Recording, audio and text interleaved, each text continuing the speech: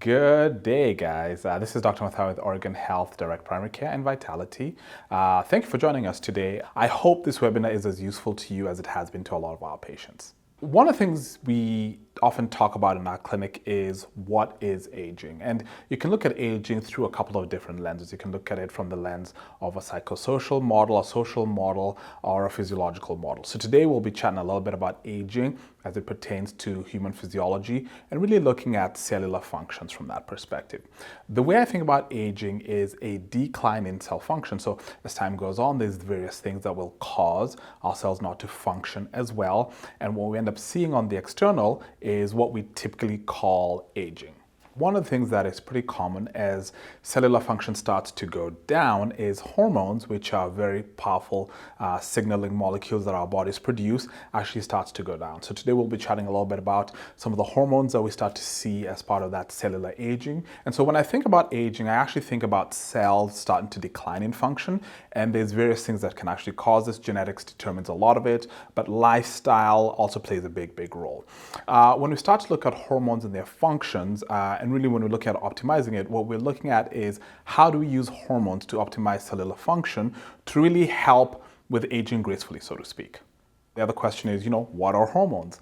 Hormones are very powerful chemicals or molecules that are secreted by certain tissues or organs in our body, and they play a role in signaling either within that tissue or outside of that tissue. So hormones can range from different things, including hormones that are used in regulating metabolism to what we'll be talking about today, which are what we call our sex hormones. So when we talk about optimizing hormones, and I'll chat a little bit later about what exactly that entails, there's a number of hormones that I typically tend to look at and that I think are important, especially when you're looking at optimizing aging these hormones are cortisol, your thyroid hormones, your sex hormones, which include progesterone, estrogen, and testosterone, growth hormone. And so these are the main hormones that we typically tend to look at, and there's various ways we can look at optimizing those. So the first hormone that I usually take a look at is cortisol. So cortisol is what we call our main stress hormone. It is actually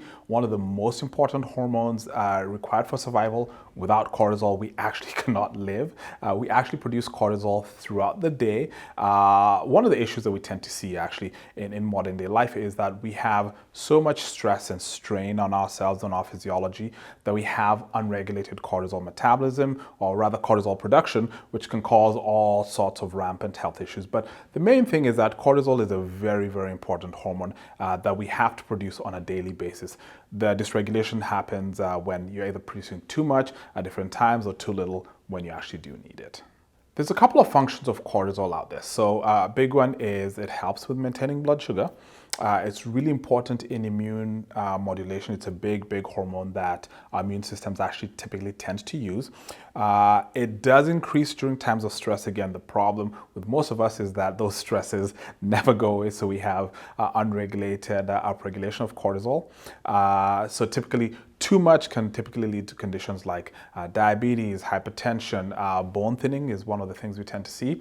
When you have too little, you have issues with things like fatigue, hypoglycemia, and there's certain autoimmune conditions that can also result from too little cortisol. So again, it's a question of really trying to find balance or fine tune that cortisol production. I have a slide here that actually shows what a normal cortisol curve is. And again, like I said, you actually do produce cortisol throughout the day. The issue comes when you're either producing too much at the wrong time or too little at the wrong time. So our biggest cortisol burst, as you'll see on the slide, is typically in the morning because waking up is stressful. And so we tend to produce the most cortisol typically in the morning. And we see a nice rise in cortisol as the day starts. And that should typically start to go down as the day ends to allow you to actually get into sleep and restfulness. What I typically will see with dysfunctional cortisol is, especially people who have issues falling asleep at night, is they tend to have this burst of cortisol later on in the evening, which then starts to impact a lot of other hormones, including melatonin, and that tends to impact how they sleep.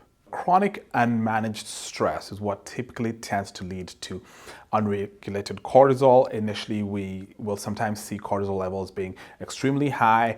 Potentially, with time, you can actually start to sort of burn out how much cortisol you're actually making.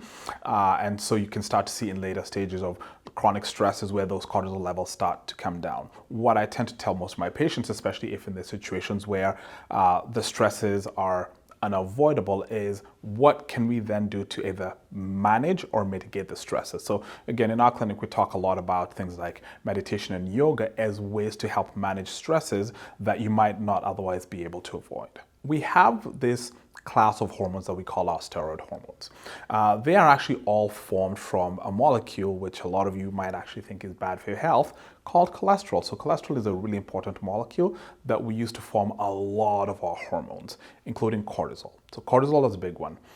Within that group of steroid hormones, we actually have progesterone, which is a sex hormone, which we'll be talking a little bit about. We have estrogen and we have testosterone. So all of those are actually formed from this base molecule called cholesterol. The issue with chronic and managed stress is that you start to increase the amount of cortisol that you need as the body says, hey, listen, we gotta survive, and cortisol is a survival hormone. And so you start to increase the amount of cortisol that you're making. You have a limited amount of raw material in cortisol, so you start to shunt from other pathways. And so one of the first hormones that starts to go down is progesterone. Eventually, estrogen and testosterone also start to go down. And the way the body looks at it, it says, hey, listen, we need some of these hormones for procreation, but we need cortisol a little bit more in order to be able to survive. And so we will typically optimize for survival first and then procreation after. So again, in chronic and managed stress, one of the byproducts is you actually start to lower a lot of these other hormones as your body is just trying to survive. We try and manage stress as best as we can. Again, people have different lives, and so there are certain things that you can really start to do to try and help optimize it. Like I said, a big one is trying to get into meditative practices like yoga and meditation, which have been shown to help with cortisol reduction and cortisol regulation. Sleep is another big one. I tell people, if nothing else, try and at least prioritize sleep, 7 to 8 hours for most of us. And if you're having trouble with sleep, again, talking to a physician to see if there's something else going on like sleep apnea, which is interfering with sleep, is another big one. Another thing that a lot of my patients have them do is there are certain herbs called adaptogens. Ashwagandha, roseola are a couple of examples of these. And what they do is they help the body with cortisol re-regulation. So again, if you're producing way too much, it tries to bring that back down. If you're not producing enough, it starts to kind of bring that back in range. And so again, there's a lot of things that we can do. Again, ideally, if you had no stress, that is optimal, but that is not most people's lives. And so again, it's all about trying to manage stress as best as we can. Next hormone we're going to talk about is thyroid hormone, which is formed in the thyroid gland, which is a gland located right around here in the neck. It is formed when we combine an amino acid called tyrosine and iodine under the control of a hormone called TSH that's produced by the brain. So brain produces TSH, sends that signal over to the thyroid gland, and then we produce what we know as thyroid hormone. Thyroid hormone has a big role in our metabolism, and so a lot of times we'll really try and optimize that in patients depending on lab values, as well as kind of look at what symptoms they came in with. For the most part, I typically tend to see that as most people age, once you get to about 65, we start to really see a change in what your optimal thyroid levels are. And again, that is very different from what the lab reference ranges are, and we'll talk a little bit later about lab values in terms of what optimal levels are versus what normal ranges are. There's a couple of main functions that thyroid hormone does. Like I said, it is really involved in metabolism, and the way it does that is it helps with what's called ATP production in what we call the mitochondria, which are the powerhouses of the cell. They also help with increasing activity of the adrenal gland. The thyroid hormone is also important in the synthesis of a lot of enzymes in the body. It is also needed for growth hormone formation, as well as some of the functions that growth hormone has in the body. So in order for growth hormone to work optimally, you actually do need functioning thyroid hormone around. And it has receptors in almost every single cell in the body. So again, thyroid hormone, really important hormone that we really want to work at optimizing, especially if, like I said, if your levels are suboptimal or you actually have signs and symptoms of hypothyroidism. So when it comes to testing, I talk a little bit about what we call suboptimal levels and optimal levels of labs. Typically what I tend to do when I do thyroid hormone labs, which I think gives us a much clearer picture, is we're looking at the signal from the brain to the thyroid gland, which is called TSH. We're also looking at the output from the thyroid gland, which is T3, which is your active thyroid hormone, T4, which is your inactive, and sometimes we'll do something called reverse T3. So whenever we look at all of these four hormones in conjunction, they give us a much broader picture, a more complete picture as to what might be going on. Again, it's standard practice with what we do, and again, really helps us get to the root cause for what's going on with a lot of our patients. We are using a lot of supplements in our clinic, really trying to make sure that patients have the adequate nutrients to actually make thyroid hormone. That includes things like iodine, zinc, tyrosine. So really making sure they have a solid supplement to help with this. If we actually have a patient who comes in and they are hypothyroid based on lab diagnosis as well as symptomatology, we'll usually go ahead and replace their thyroid with thyroid hormone. And there's a couple of ways you can do this. You can use what's called synthetic forms like levothyroxine. I've actually seen a lot of patients do better with what we call Armour-thyroid or NP thyroid, which are animal-derived products of thyroid hormone. And again, some people, maybe it's absorption, maybe it's utilization. There are some people who just do better on those formulations.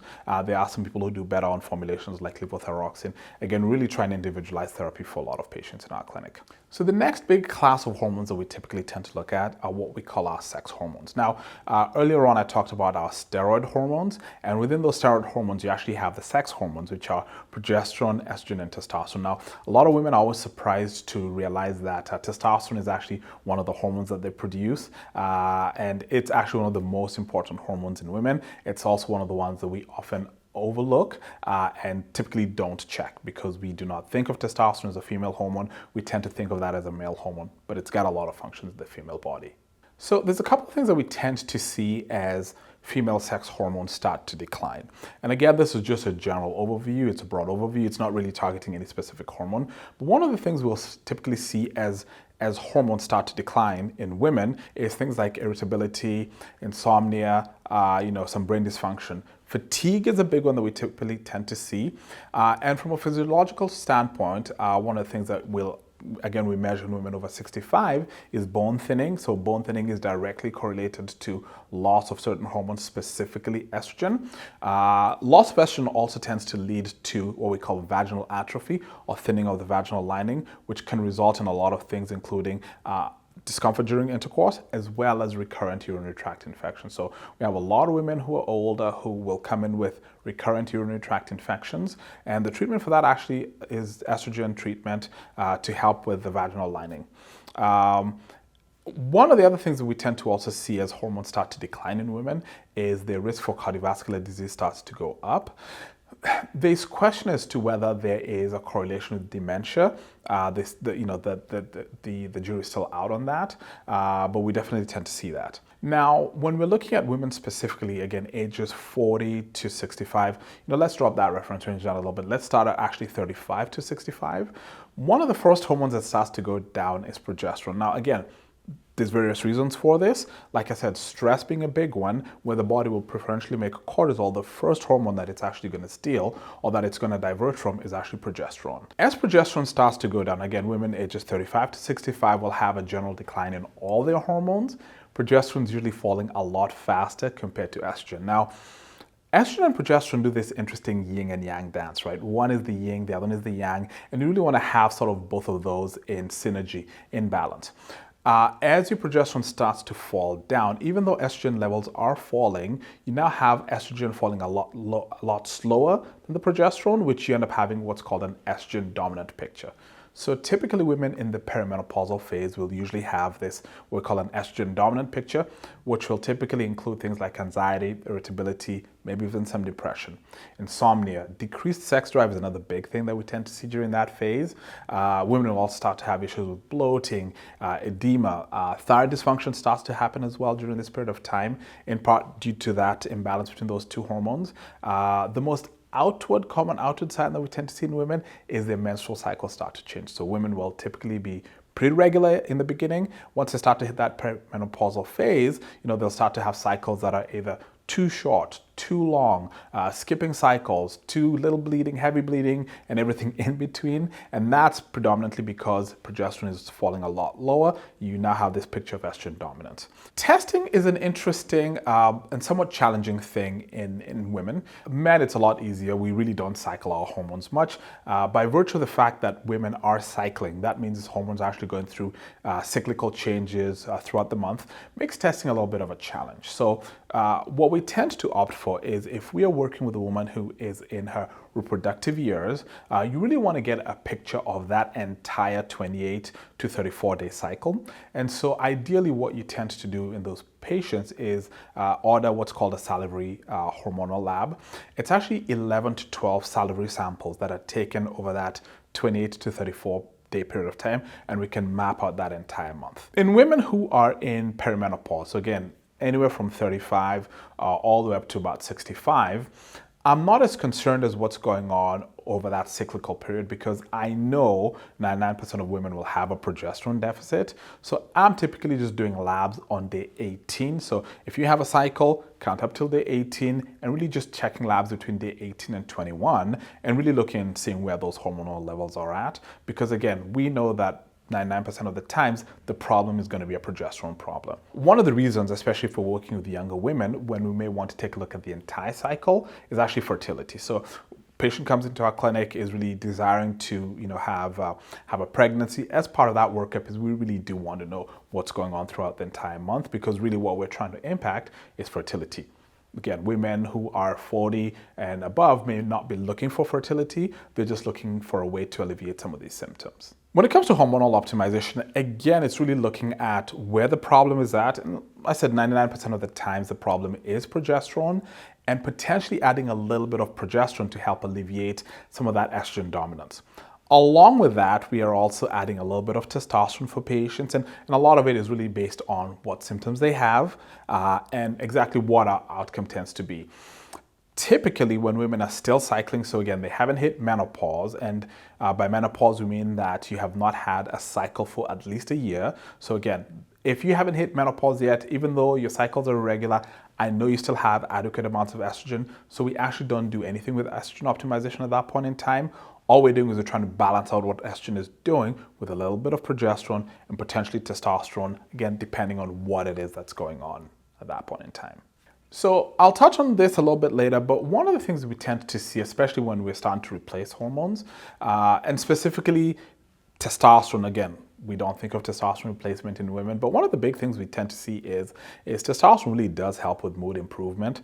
It helps with energy. Again, it's one of those hormones that we don't think about as an energy producing hormone, but it really does help with energy. It's going to help women maintain muscle as well as bone density, which again is very, very important as we age. It also helps with decreasing fat as well as decreasing insulin resistance. And a big one that our patients really tend to like is that it does help with increasing libido, which again is important for a lot of our patients who seek our help. I alluded to this a little bit earlier, where and I always tell patients whenever we're testing, there's something called the tyranny of the lab report. Again, lab reference ranges are based on a sampling of the population. What I've seen over the last couple of years is that, especially when it comes to testosterone, is we've seen that goalpost kind of shift. A really good example is, again, not relevant for women per se, but a good example when you're looking at lab reference ranges is look at testosterone levels in men. So about 10 years ago, the normal reference range for testosterone in men was about 400 to 1200.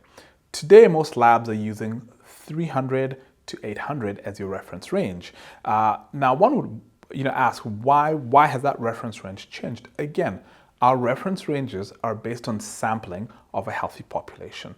And if you're continuously sampling a population that is getting unhealthier and unhealthier, that distribution of the norm starts to come down. And so a lot of times when we're looking at lab tests and, patients getting lab tests and coming back and saying, well, my labs were normal, especially when it comes to hormones, is I will look at what that distribution of the normal is within that reference range. So if the values are, let's take for instance, the lab value is 5 to 105, right, we'll try and take a look at, okay, where is the dead center of that reference range and see if we can optimize your levels to the 75th percentile. So again, we're not trying to take patients above that reference range. We're really trying to just figure out how can we get them to the 75th percentile and above and see if that impacts how they're feeling. So one of the most important slides that I actually had in here was HRT versus HST. HRT stands for hormone replacement therapy. HST stands for hormone substitution therapy. Two very different things. Whenever we think about hormonal replacement therapy, really what we're trying to do, and again, that's part of what we do with optimization, is if somebody comes in and they actually need progesterone, we will actually use progesterone to treat their symptoms. If somebody comes in and they need estrogen, we will actually use estrogen because that's what they need. Hormone substitution therapy typically involves using substances that look like the hormones but are not quite the hormones. Birth control pills, right? So birth control pills contain what we call progestins, which are not progesterone. And again, they do absolutely have their utility, but I'm typically very clear with patients when we're talking, about the distinct difference between the two, as that does play a bit of a role in terms of cardiovascular outcomes, heart disease, strokes, and things like that, as well as risks for things like blood clots and breast cancers and ovarian cancer. So again, I think it's an important distinction to make. So like I said, one of the things that we call HSTs is oral contraceptive pills. Now, don't get me wrong, oral contraceptive pills do have a role, but again, whenever we prescribe them, we need to remember that they are not hormone replacement therapy, they are hormonal substitution therapies. Again, they do have a role in certain clinical settings, but we have to remember that they do increase the risk of things like strokes and cardiovascular events. They do increase the risk of blood clots. They do increase the risk of things like breast cancer. There seems to be an association with an increased risk of diabetes and high blood pressure, as well as certain autoimmune conditions like lupus, as well as certain liver tumors whenever we use oral contraceptive pills. Again, they are great whenever used in the correct person, but again, we do have to make the distinction that is not a hormonal replacement therapy, that is a hormonal substitution therapy. Regardless of whether we do hormones or not, all our patients at the appropriate ages get cancer screening. So it's women getting pap smears, and pap smears really have nothing to do with hormonal cancers, but we still want to get those done on a regular basis.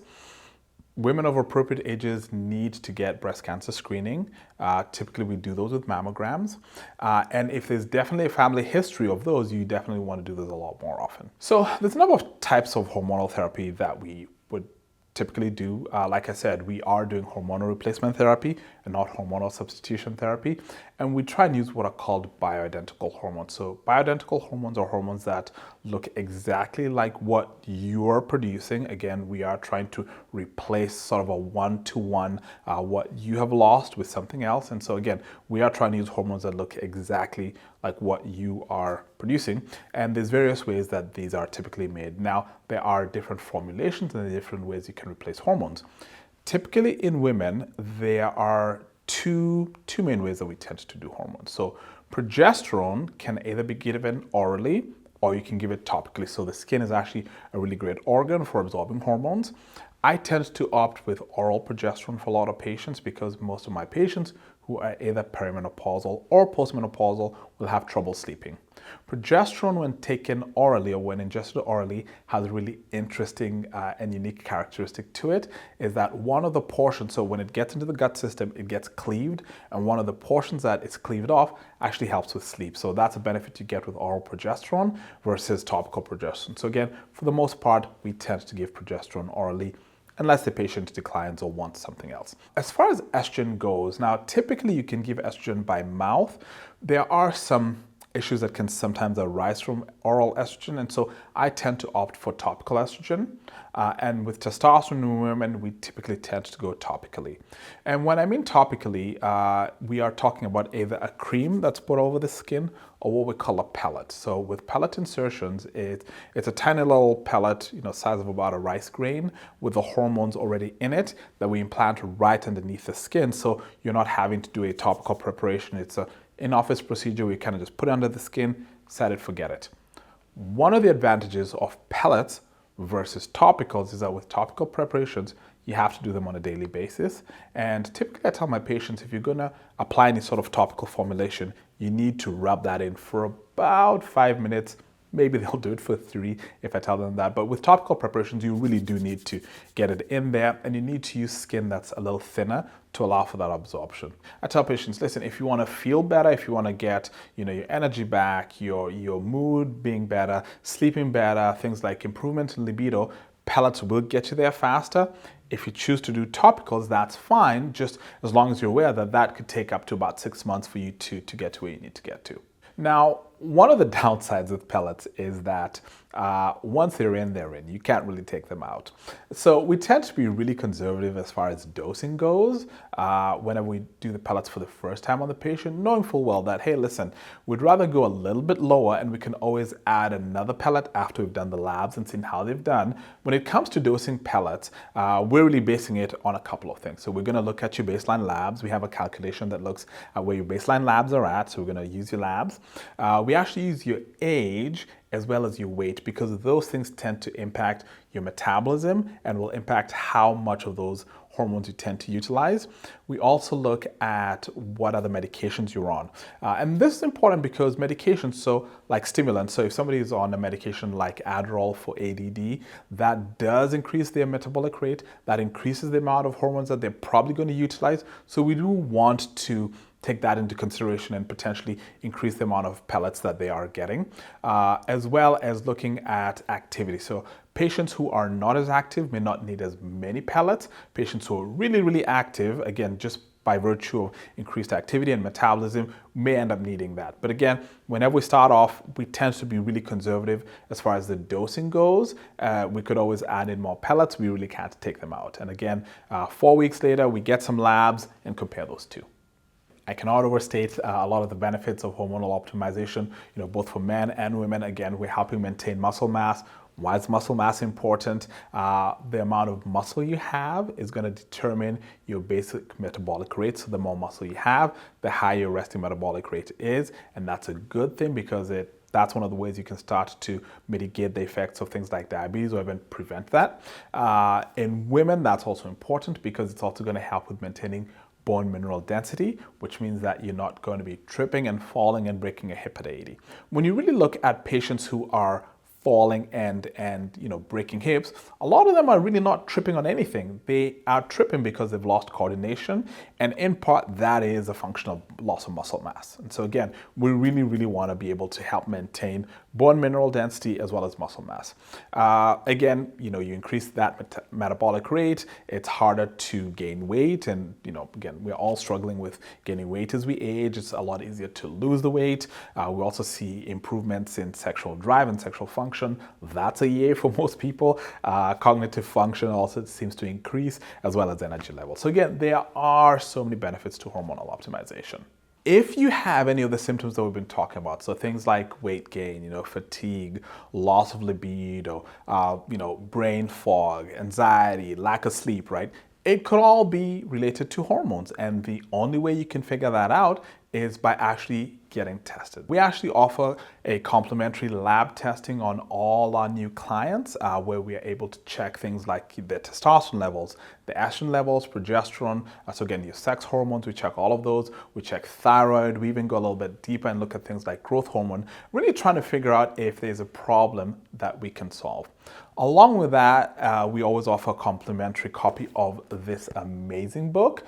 It is by Dr. Terry Denoy, who is an amazing clinician who I've actually learned a lot about. So along with getting the complimentary labs, you actually get a complimentary copy of this book that kind of helps you understand a little bit about what else might be going on with hormones. It delves a lot more into some of the stuff that I was talking about today. If you're trying to get an understanding of what's going on with you, what some of these labs might mean, the implications of what the testing as well as the treatments might be, this is a great and excellent resource. Again, all offered as complimentary part of our new patient panel. You can always call our office at 503-506-8500. We would be happy to chat with you a little bit more if you have any questions, or if you're ready to go ahead and get those complimentary labs done, you can sign up on the link provided. Thank you and have a great day.